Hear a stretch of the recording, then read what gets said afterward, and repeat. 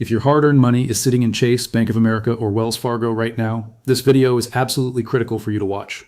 I'm about to break down 5 major things that could either save you thousands of dollars or cost you everything if you don't pay attention.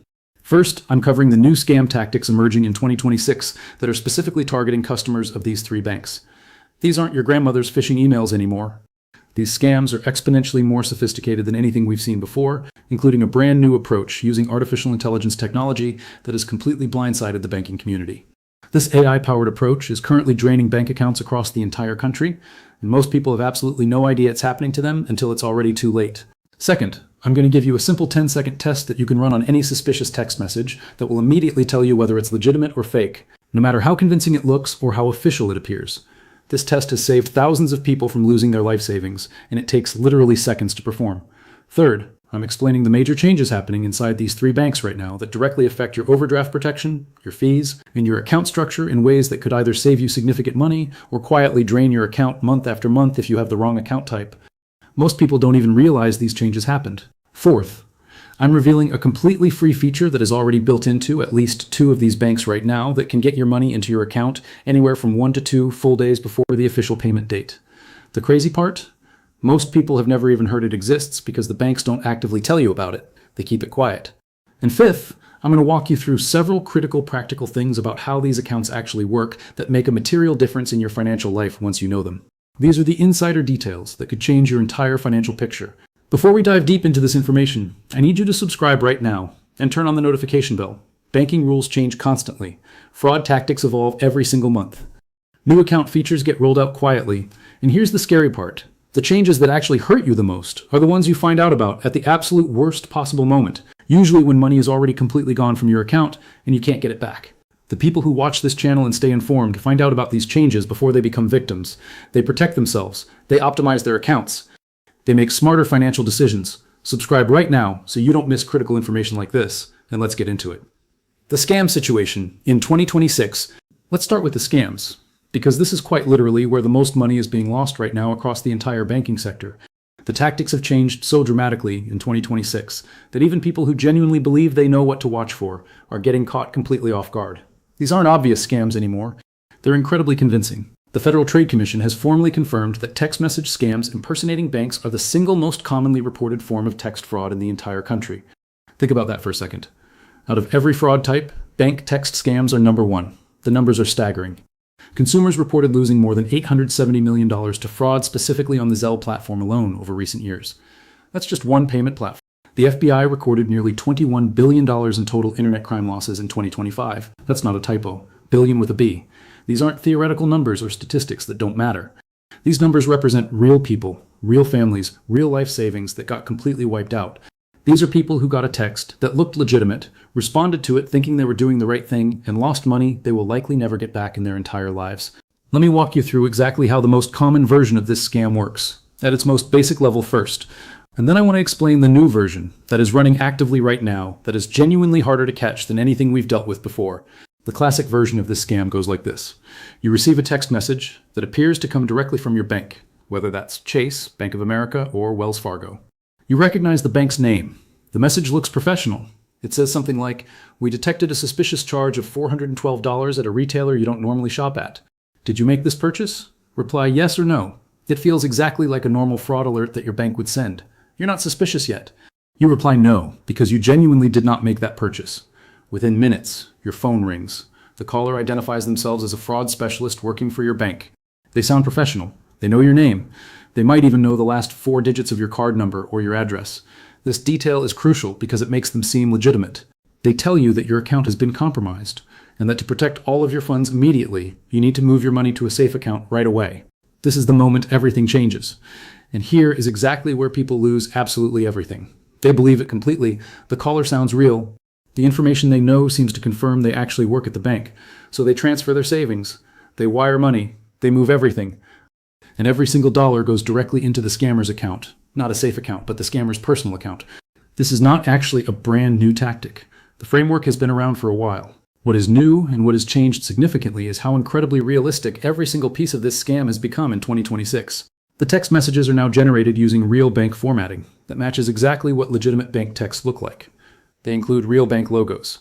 In some cases, they're using real names pulled from data breaches. When scammers have access to databases with real customer information, they can personalize these texts to an insane degree. But here's where it gets genuinely scary. The phone calls, and this is the part that has changed most dramatically this year, are increasingly being made using AI voice cloning technology. This is not science fiction anymore. This is happening right now. Cybersecurity researchers confirmed in 2026 that AI voice synthesis tools have now crossed what they're calling the indistinguishable threshold. This means that human listeners can no longer reliably tell the difference between a real human voice and an AI-generated clone of that voice. The technology has gotten that good. Here's something that should chill you. Scammers only need 3 seconds of audio to clone a voice. That's it, 3 seconds. They get it from voicemail greetings, from YouTube videos, from TikTok videos, from LinkedIn profile videos, from anywhere a person has ever spoken publicly online. If you've left a voicemail, posted a video, done a podcast interview, or recorded any kind of audio, scammers can potentially access that and use it to clone your voice or someone else's voice. One recent study found that human ability to detect AI-generated voices has dropped to below 30% accuracy for high-quality fakes. Let me state that differently. 7 out of 10 people listening to a cloned voice call will believe it's a real person talking to them. What this means for customers of Chase, Bank of America, and Wells Fargo is genuinely significant and genuinely concerning. Scammers are now cloning the voices of actual bank employees. They find real names from LinkedIn, from professional directories, from company websites. Then they're calling customers with a voice that sounds exactly like a professional human bank representative using a spoofed phone number that perfectly matches the bank's actual customer service line. When you look at your caller ID, and it shows the legitimate name and number you have saved for Chase or Wells Fargo, and the person on the line sounds exactly like a professional bank representative should sound, the old advice of just hang up and call the number on the back of your card is no longer sufficient. Why? Because if you then call back, and a spoofed version of that number is also in play, you might end up talking to a scammer again, thinking you've called the real bank. This is why I need to give you the absolute rule that will stop this scam every single time, no matter how convincing it is, no matter how real it sounds, no matter what information the caller knows about you. The golden rule: no legitimate bank, not Chase, not Bank of America, not Wells Fargo, will ever ask you to move money to a safe account to protect it from fraud. I want to be crystal clear on this. Wells Fargo states this explicitly in their own official fraud prevention guidance. Bank of America has the same policy. Chase has the same policy. A legitimate fraud alert from your bank will never instruct you to transfer money anywhere, including to yourself, including to another account at the same bank, including to any account you control. The moment any caller says the words safe account or wire transfer or move your money to protect it, that call is a scam. It doesn't matter that the caller ID matches your bank's real number. It doesn't matter that the voice sounds completely professional and realistic. It doesn't matter that they know your name, your address, and your last 4 digits. It doesn't matter that they can reference a real transaction from last month. The request itself is the red flag that matters. No further verification is needed. Hang up immediately. Do not call back using any number they provided or any number on your caller ID, because both might be spoofed. Instead, call the number printed on the back of your actual physical debit card, which connects directly to the bank's real fraud line. The 10-second text message test. Now let me give you the practical 10-second test that verifies any suspicious text message before you ever respond to it. This test is so simple that anyone can do it, and it's effective almost 100% of the time. Real bank text alerts come from something called a short code. This is a 5-digit or 6-digit number, not a regular 10-digit phone number like you'd call a friend. Every major bank uses the same short codes consistently, and those short codes don't change randomly. The bank assigns them and commits to them. For Chase, specifically, legitimate fraud alerts and account alerts come only from 3 specific short codes. Write these down. Keep them somewhere you can find them easily. The 3 Chase short codes are 28107, 36640, and 72166. If you receive a text claiming to be from Chase, and it comes from anything that looks like a regular full-length phone number, whether it has an area code or not, that text is not from Chase. It's a scam. It's that simple. Bank of America and Wells Fargo operate the same way with their own assigned short codes. Every text they send comes from one of their designated short codes, not from a regular phone number. The easiest way to find your specific bank's official short codes is to log into your account through the official app and search for text alert settings. Look at the actual settings. The codes will be listed there. Alternatively, call the number on the back of your card and ask a human agent which specific short codes your bank uses for fraud alerts. Write those numbers down and put them somewhere you can find them easily. Maybe on a note in your phone, maybe a screenshot, maybe a post-it note on your monitor. This is your first line of defense. Before you respond to any text claiming to be from your bank, check the sender. If it didn't come from an official short code, delete it immediately. Don't respond, don't engage, delete it. The QR code scam. Here's one more scam that's growing fast right now, and I want you to know about it because it's easy to fall for if you don't know what to look for. It involves QR codes, Those small square barcodes you scan with your phone camera to pay for parking, to order from a restaurant menu, to access a business's website, or to add someone's contact information. QR codes are everywhere now, and most of the time they're completely legitimate. But scammers have found an easy way to exploit them. Scammers are now physically printing their own QR code stickers and placing them directly over legitimate QR codes on parking meters, restaurant tables, payment kiosks, checkout stands, and ATM screens. When you approach the parking meter or the restaurant table, you see a QR code. You think you're scanning the real official thing. You are actually being sent to a fake payment website that looks legitimate but isn't. That website captures your card number, your expiration date, your billing address, and sometimes the CVV code on the back of your card. They've got everything they need to drain your account or make fraudulent purchases. Before you scan any QR code that involves a payment, take literally 5 seconds to look closely at the physical sticker. Does it look like it was placed on top of something else? Is there a slight gap at the edge where you can see another code underneath? Is the sticker new while the surrounding area looks old? If there is any doubt at all, if something looks slightly off, pay a different way. This is a 5-second security check that can protect you from a scam that would otherwise look completely normal and legitimate. Overdraft changes at the 3 banks. Now let's talk about something that directly affects how much money you keep or lose, and that's the overdraft question. Because the rules at these 3 banks have changed in recent years, and the differences between them matter way more than most people realize. An overdraft happens when you spend more money than what's currently in your account, and your bank covers the transaction anyway, then charges you a fee for doing so. For decades, that fee was $35 at virtually every major bank, and it hit customers regardless of whether they overdrew by $2 or $200. You could go negative by $2 and get charged $35. It seemed insane then, and it seems insane now. In recent years, significant pressure from federal consumer protection agencies, from the Consumer Financial Protection Bureau, and from public criticism forced major changes. The 3 banks we're discussing responded very differently to this pressure. Bank of America made the most aggressive change. They reduced their overdraft fee from $35 down to $10. That's a significant reduction. They now have the lowest overdraft fee among the major traditional banks right now. But there's more. They also eliminated what are called non-sufficient funds fees entirely. These are the fees charged when a transaction is rejected rather than covered. So if you don't have enough money and the transaction gets declined, you don't get charged for it. Additionally, they eliminated the transfer fee for their Balance Connect overdraft protection service. This is important.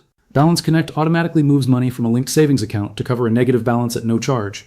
If you bank with Bank of America and you have a savings account with them, you should absolutely connect those accounts through Balance Connect. If your checking account runs low and a transaction comes through, the money moves automatically and you pay nothing. 0.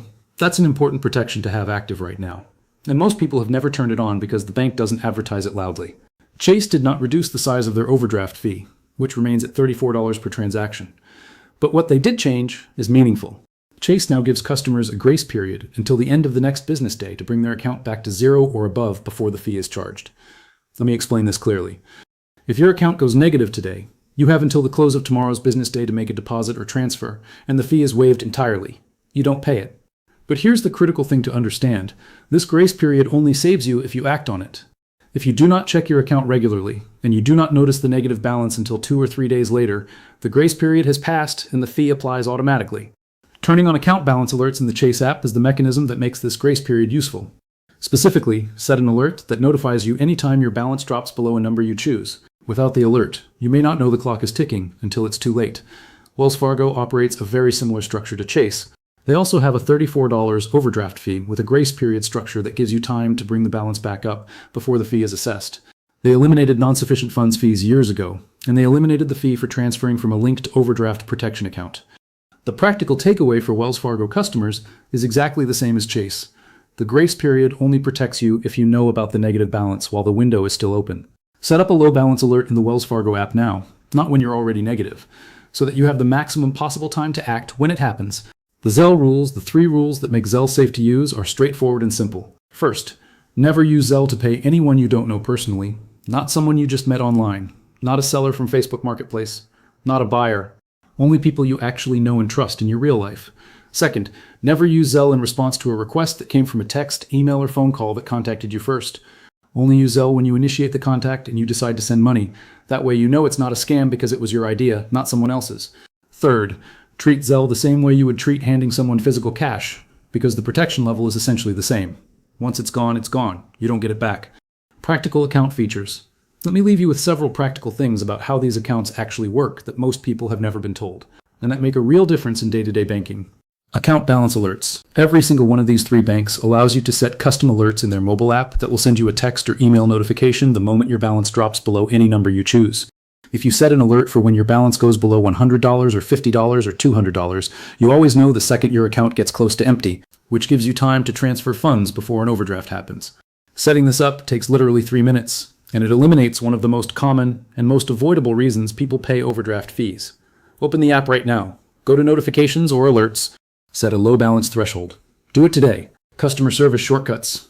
When you call the customer service number on the back of your card at Chase, Bank of America, or Wells Fargo, you will typically be directed to an automated system. At most of these banks, saying the word representative or pressing 0 repeatedly will skip to a human agent faster than navigating through the full menu system. When you do reach an agent, ask specifically for the number to the bank's dedicated fraud line if you're calling about any kind of suspicious activity. The fraud department has different staffing and different authority to act on your account quickly compared to general customer service. They can do things faster. Reporting compromised accounts.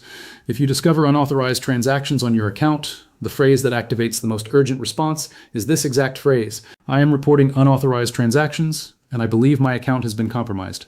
Those specific words trigger a different protocol and a different priority level than simply saying, "I have a problem with my account." Ask the agent to place a security hold on the account, issue a new card number, and file a fraud claim on the specific transactions in question. Get a confirmation number for the fraud claim before you hang up, and follow up within 48 hours to check the status. Paper statements matter. The fourth practical thing is about paper statements, and why you should pay attention to them even if you primarily use the app. All three of these banks include certain account terms, fee changes, and policy updates and periodic statement inserts that most people ignore or throw away. Banks are required to give you notice before changing fees, modifying interest rates, or updating terms on your account. And that notice often comes through statement communications rather than a separate letter or email. If you have opted for electronic statements, look for an email notification when a new statement is ready and actually open it occasionally. You might discover something important. A fee that was changed 3 months ago, and that you have been paying without realizing. It could be something you can dispute if you contact the bank within a reasonable time window after receiving the notice. Final summary. So here's the complete picture of what you now know. The scams targeting Chase, Bank of America, and Wells Fargo customers in 2026 are more sophisticated than ever, with AI voice cloning technology now capable of creating fake bank representative calls that most people cannot distinguish from real ones. The rule that stops all of them is the same regardless of how convincing the call is. No legitimate bank will ever ask you to move money to a safe account or transfer funds of any kind to protect yourself from fraud. If someone says those words, it is a scam. Full stop. Verify any text claiming to be from your bank by checking whether it came from a 5 or 6-digit short code. For Chase, those short codes are 28107, 36640, and 72166. Write them down. Never click links in bank texts. Type the address yourself. Never scan QR codes for payment without first checking that the sticker has not been placed over a legitimate one. The overdraft rules have changed at all three banks. Bank of America now charges only $10 per overdraft and offers free Balance Connect protection. Chase and Wells Fargo both have grace periods until the next business day. At all three banks, turn on low balance alerts so you know the instant your account is at risk. Early direct deposit is automatic and free at Wells Fargo. It requires the secure banking account type at Chase. It is generally not available at Bank of America on standard accounts. Zelle is irreversible. Never use it to pay someone you do not know, and never send money through Zelle in response to an incoming request about fraud, a mistaken payment, or anything that was not your idea first. And move your savings to a high-yield account. The difference between 0.01% and 4% on a meaningful savings balance over time is one of the largest free financial gains available to anyone reading this. Subscribe and share this with someone you know who banks with any of these three institutions. The scammers already know which banks have the most customers. Now you know what they are doing and exactly what to say and do to protect yourself when it happens.